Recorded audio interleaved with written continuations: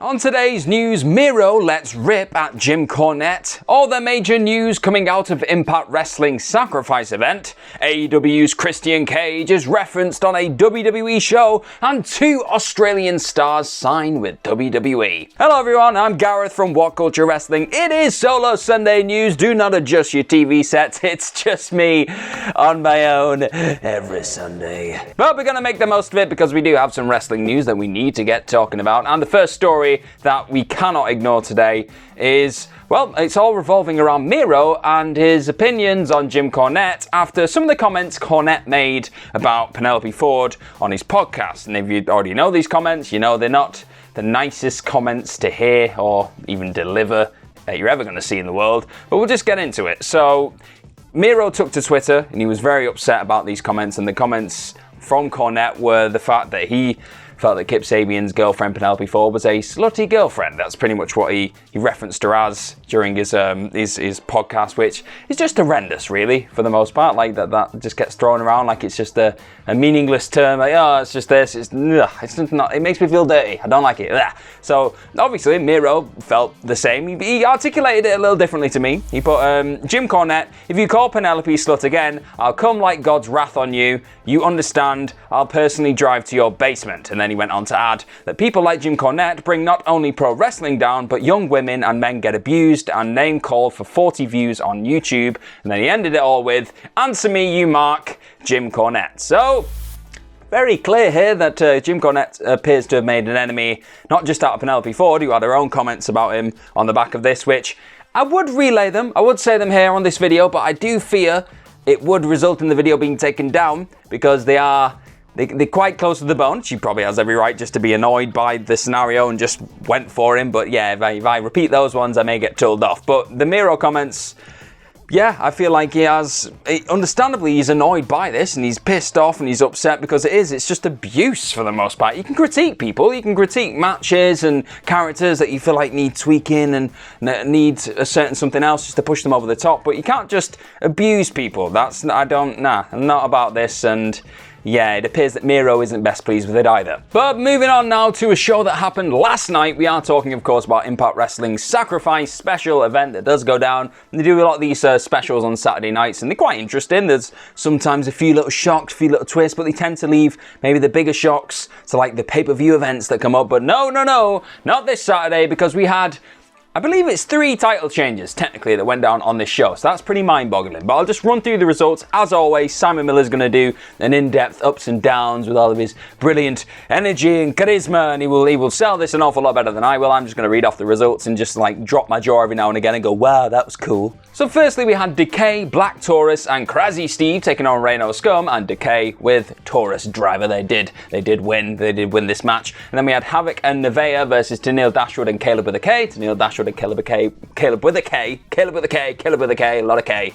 Yeah, they won the match. Then Violent by Design were able to beat James Storm and Chris Sabin. We also had Eddie Edwards coming out victorious in his match against Brian Myers, the Holds Harmless match. You had the Knockout Tag Team Championship match, which was between Fire and Flavor and Jordan Grace and Jazz, and Fire and Flavor were able to hold on to their belts there. They retained, but this was not a story for most of the night because after this, we had an X Division Championship match between TJP and Ace Austin, and Ace Austin beat TJP. So Ace Austin is your new X Division champion, which is huge. And we also had a Knockouts Championship match. Then after this, it was Deonna Purrazzo. She managed to retain her belt against the OG Knockout ODB. We've also got an interview with her on What Culture's website, like a written up interview. Go and check that out. It's really interesting.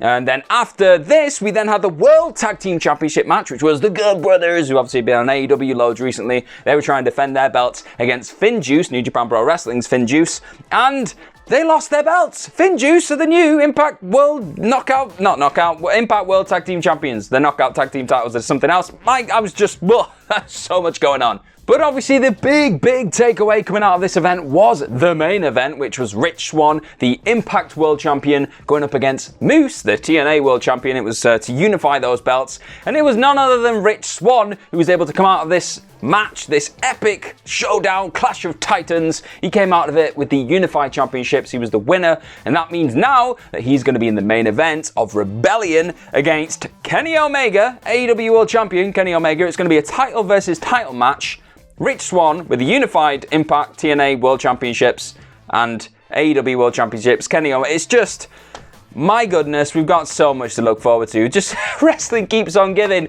Just keep the explosions to a minimum. And also, because I don't know if I just mentioned it then, but Rebellion will be on April 24th. It's going to be around that kind of WrestleMania-esque season just after WrestleMania, so it's Impact's huge, big event there with Kenny Omega. It's going to be cool. I'm getting excited just thinking about it. But away from Impact Wrestling and back over to the wrestling titan that is WWE, Paul Heyman was on Talking Smack yesterday and just doing his usual stuff where he just stirs the pot and maybe says things he's not supposed to say. And obviously we've got Roman Reigns. He's going to be taking on Daniel Bryan at Fastlane for the Universal Championship, but then if he gets past Daniel Bryan, he will be going up against Edge. And then Edge is going to have his first singles match on SmackDown in like 11 years against Jey Uso. That's going to be next week. So in the lead up to that, we're going somewhere, I promise. In the lead up to that, Paul Heyman was talking about Edge and he was like saying, oh, I don't know if you've made the right choice here, getting in Roman Reigns' crosshairs. And he referenced Christian Cage, who's just moved over to AEW. So yes, minds were melted and all the rest of it. But this is what he said. He said, Edge, your best friend in this world, knew he was going to become Roman Reigns' target just to get into your head. And what did he do? He ran away before Roman Reigns could target him. How many of your Christians need to convert before you realize it's not smart to piss off Roman Reigns? You, Edge, have pissed off Roman Reigns.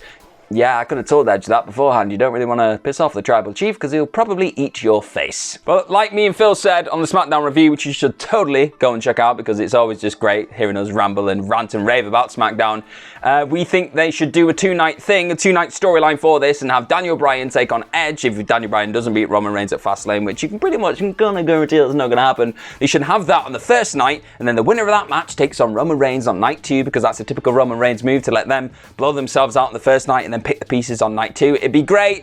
It's not going to happen, but it'd be great.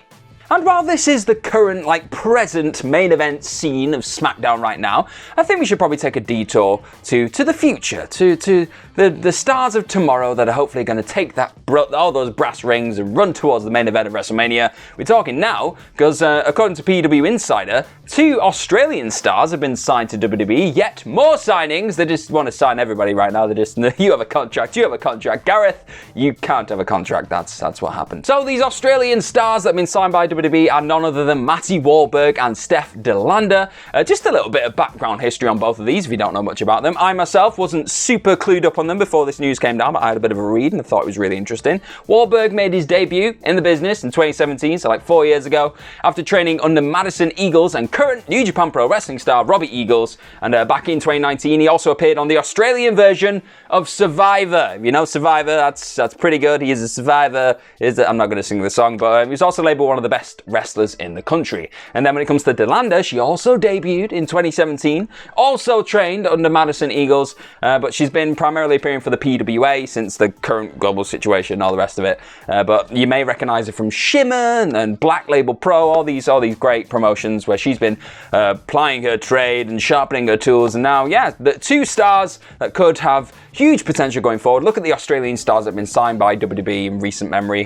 Rhea Ripley being a huge one now, just coming over to Raw, just kicking all the ass. So yeah, hopefully big things for them going forward. So before I head on over to do some Twitter questions, just to round out the rest of the video, we need to talk about something huge that's happening on What Culture Wrestling in a couple of days' time. We're going to have a big stream event thing with Simon Miller and Big E. They're going to be playing NBA 2K20, and from what I'm hearing, they're not very good on this game, so it's probably going to be all the most positive, insane, entertaining fun that you probably imagine it to be. It's going to be going down on Wednesday the 17th of March. It's going to be 4 p.m. Eastern Time, 8 p.m. Greenwich Mean Time, so make sure you tune in for that. But all the money from donations, Super Chat, YouTube revenue, all of it is going to be going to Big E's Our Heroes Rock project that he's doing right now. If you're not really sure about what that is and what that entails and all the rest of it, go and check out his interview that he just did with Adam Wilborn on the channel as well, because he talks about it in great depth there. It's about telling stories about black heroes that don't necessarily get the coverage that they should have done maybe in school when he was younger. So he's trying to tell those stories through animation and all the rest of it. It's great. It looks really good. So check that out. And then after you've checked that out, wait a couple of days and check the stream out because it's going to be great. I'm looking forward to it. I'm excited and I think you should too. Be excited. I'm so excited I can't even speak. And as promised, we've got just a couple of Twitter questions to round off this news. The first one is from Mark Solid. He's got a lovely picture of a dog. Whenever you send a picture of a dog into What Culture, we just read the question, no matter what it is, because dogs are the keys to our hearts. And this question is, Morning Gareth, happy Solo Sunday again. Woohoo, lovely. Big MMA fan as well, and what you said about Stylebender, that's Israel Adesanya last week, I think he'd make a fantastic wrestler after UFC, like Brock, but could compete with anyone. I'd love to see him versus Super King of Bros, which is obviously Matt Riddle. Yeah, I'd like to see that match too. I think Israel Adesanya would just kick his ass. I mean, Matt Riddle had a decent little career in UFC and did a decent enough job, and he didn't have an ultimately storied list of people that he'd knocked off. But Izzy's a different animal altogether. Izzy's forget about the match that he just lost, the fight that he just lost recently. He went up to light heavyweight. It was really hard to do that. He's incredible, talks a good game. I want to see him in WWE at some point soon, so fingers crossed he just does some great stuff in UFC and then goes, I'm going to go and kick all the ass in WWE. And the last question that we've got here on Solo Sunday, this may not have been a great idea, actually, just thinking about it, because there's not been a wrestling question out of these two questions, so it just feels a bit odd to have them here, but I've started, I'll finish. So this one's from Parker Does Everything. It says, happy Solo Sunday. How long is it taking you to grow that beard? A whole lockdown. Yeah. Okay, so thank you for watching today's Solo Sunday News. I have been Gareth from What Culture Wrestling. Don't forget to follow everybody here at What Culture on Twitter, at What Culture WWE. Follow myself on Twitter, at GMorgan04. Like this video, share it, subscribe to all things What Culture Wrestling. We've got some incredible stuff dropping, like I said, over the next week or so. The Big E stuff, the Big E stream, the Big E interview, all the Our Heroes Rock stuff that you just need to go and check out because it's really good. It's a great thing that's being kickstarted here by Big E. And then we've obviously got all the lead up to Fastlane stuff. Hopefully we're gonna have a stream next week as well. It's just too much content. We're spoiling you with all this wrestling content, but you deserve it, and you deserve to go and have the best Sunday possible. I've been Gareth. I'll see you very, very soon.